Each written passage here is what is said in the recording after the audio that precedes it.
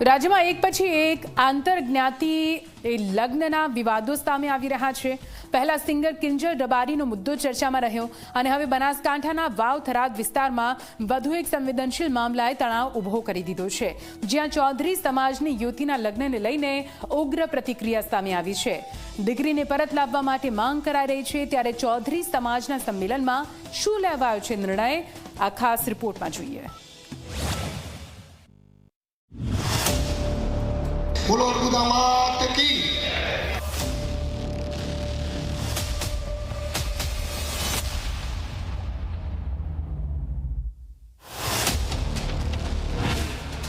વાવ થરાદ જિલ્લાના ભાબર તાલુકાના રોણી ગામની યુવતી કંકુ ચૌધરીએ લગભગ 1.5 વર્ષ પહેલા રબારી સમાજના યુવક સાથે ભાગીને લગ્ન કર્યા।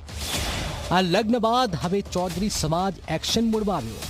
સમાજ દ્વારા યુવતીને પરત લાવવાની માંગ ઉઠી।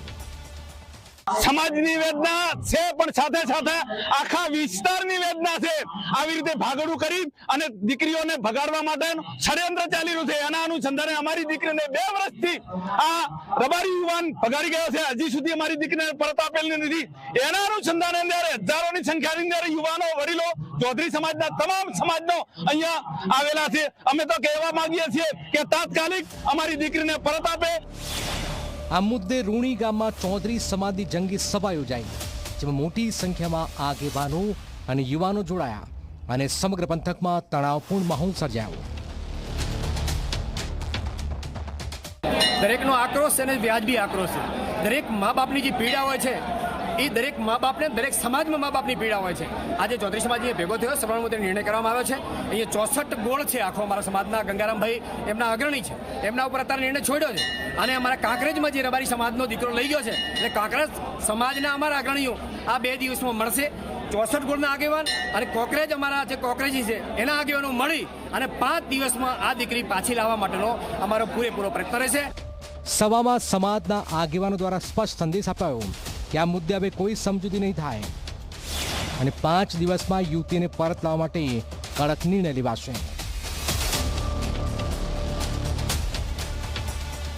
તો અમે એમની દીકરી પ્રેમથી પાછી આપી દીધી છે। ચૌધરી સમાજ અને રબારી સમાજે મળી અને એ દીકરીને પાછી લાવી છે અને બંને સમાજના સમજૂતીથી આ કામ બન્યું છે। તો અમે પણ એમની જોડે એવી જ આશા રાખીએ છીએ કે બોલીને ફરી ન જશો કે 1.5 વર્ષ થયું છે, 2 વર્ષ થયા છે, 60 વર્ષ થયા હોય તો અમારી ચૌધરીની બાઈ તમે કોઈ પણ લઈ ગયા હોય પાછી લઈ જાઓ, અમે અપનાવવા તૈયાર છીએ। અને બીજા નંબરમાં તમે એમ કહો છો કે અમે હથિયાર મૂકી દીધા છે, ચલાવવાનું નથી ભૂલ્યા, તો અમે પણ હથિયાર મૂકી દીધા છે, ચલાવવાનું ભૂલ્યા નથી, અમને પણ આવડે છે, બરોબર? એટલે પ્રેમથી પતે તો સુધી બધા પ્રેમથી પતાવો, કોઈ રાજકારણ ખેલશો નહીં, મને બધી ખબર છે આ પાયા ક્યાં સુધી છે। બીજી તરફ આ સમગ્ર મામલે નવો વળાંક ત્યારે આવ્યો જ્યારે કંકુ ચૌધરીનો સોશિયલ મીડિયા પર વિડીયો વાયરલ થયો। વિડીયોમાં કંકુએ જણાવ્યું છે કે હાલ તે પોતાની મરજીથી પોતાના પતિ સાથે ખુશ છે અને હવે તેના નાનકડા દીકરાનું ભવિષ્ય ધ્યાનમાં રાખીને કોઈ એવો નિર્ણય ન લેવાય કે તેનો માળો વિખેરાઈ જાય। 31 માર્ચ 2024ના હું ઘરેથી નીકળેલ છું। ઊણ ગામના મહાદેવ રબારી એમની સાથે હું ગયેલી છું। હિન્દુ રીત રિવાજ મુજબ મેં લગ્ન પણ કરી લીધા છે અને મારે 1 વર્ષનો છોકરો પણ છે। એટલે હું વિડીયો દ્વારા એવું જણાવવા માંગુ છું કે ચૌધરી સમાજના અને રબારી સમાજના આગેવાનોને મારા 2 હાથ જોડીને વિનંતી છે કે મને મારા છોકરાથી દૂર કરવી નહીં અને એને મા વગર કે બાપ વગર કરશો નહીં। જે તે નિર્ણય લો એ અમારો માળો ના વિખાય એવો લેજો। વડીલોને મારી આટલી વિનંતી છે। એક તરફ સમાજના સન્માનની વાત, બીજી તરફ યુવતીની વ્યક્તિગત પસંદગી, આ બંને વચ્ચેનો ટકરાવ હવે ગંભીર સ્વરૂપ ધારણ કરી રહ્યું છે।